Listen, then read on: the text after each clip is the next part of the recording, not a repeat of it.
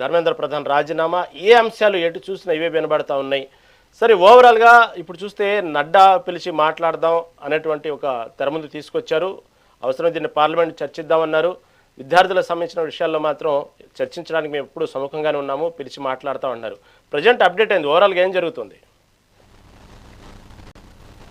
NEET exam paper leak అయినాక 4-5 రోజులనే leak అయింది confirm చేసుకొని ఇంకో 4-5 రోజుల్లో రీ ఎగ్జామ్ గురించి డీటెయిల్స్ మొత్తం స్పష్టంగా చెప్పి మే 3 నాడు ఎగ్జామ్ అయితే మే 13 నాడు మొత్తం డీటెయిల్స్ ఇచ్చారు. రీ ఎగ్జామ్ జూన్ 21 నాడు రీ ఎగ్జామ్ అయింది. రిజల్ట్స్ కూడా వచ్చేసినాయి.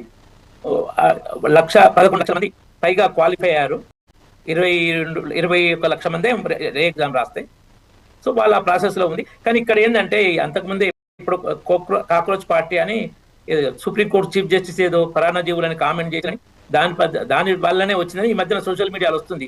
ఆ కామెంట్కు విరుద్ధంగానే వచ్చిందని ఆ కాక్రోచ్ పార్టీ అమెరికాలో పెట్టి దాన్ని ఇక్కడ డెవలప్ చేద్దామని ప్రయత్నాలు నడుస్తున్నాయి. ఇది ఒక అంశంగా లభించింది.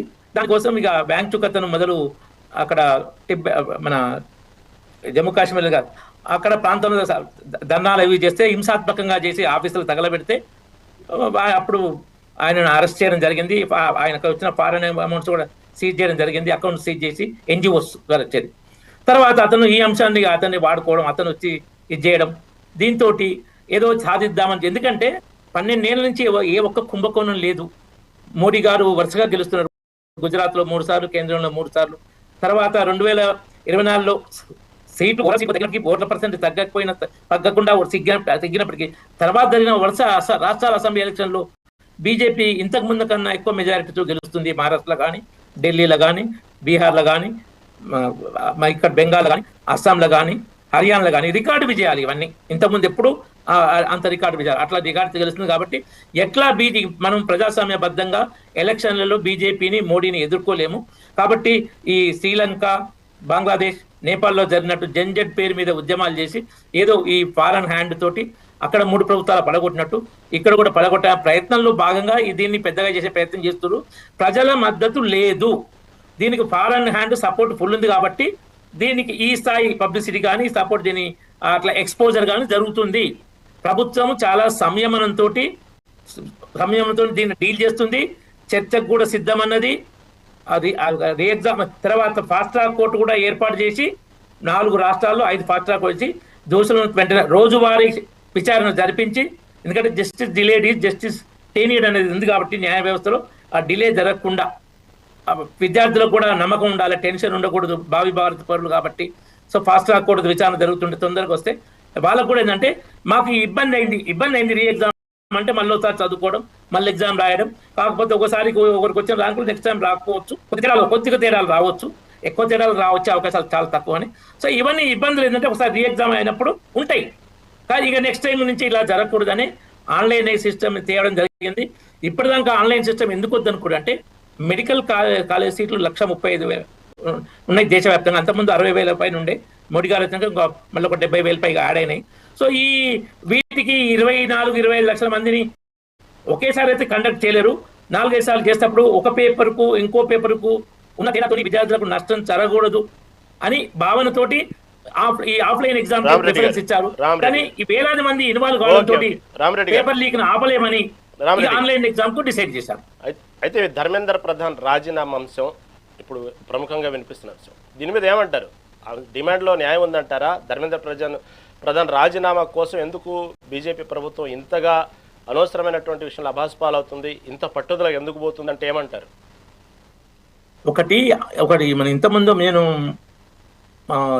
20 సంవత్సరాల క్రితం విషయం అంటే తప్పుడు డిమాండ్కు తల ఒగ్గితే 100 తప్పుడు డిమాండ్లు వస్తాయి. అన్డామినేటబుల్ కరేజ్ ఉండాలి. ఒక ప్రాబ్లమ్ను ఫేస్ చేసేటప్పుడు ఒత్తిడి ఎక్కువైంది, చాలా మంది కాబట్టి టెన్షన్లకు వచ్చి బ్యాలెన్స్ అవుట్ నిర్ణయాలు తీసుకోవద్దు.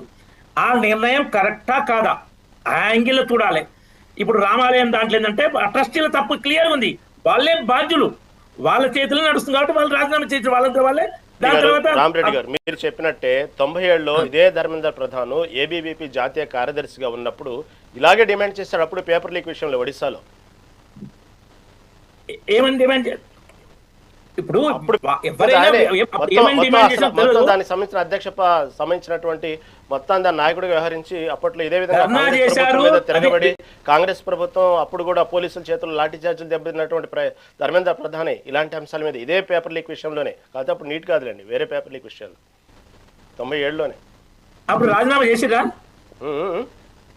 చేసిరా అప్పుడు ఎవరెవరు అక్కడ ఆ రాష్ట్రానికి సంబంధించిన విషయంలో రాజీనామా చేసిరా అప్పుడు రాజీనామా చేశారు ఒడిశాలో కాంగ్రెస్ ప్రభుత్వం దానికి సంబంధించి ఒరిస్సాలో ఒక రాష్ట్రం అంటురా దేశవ్యాప్తంగా అది లేదు, అది మరి ఒరిస్సా. ఆయన పెద్ద దేశవ్యాప్తంగా ఎప్పుడు వీళ్ళు చేయొచ్చు.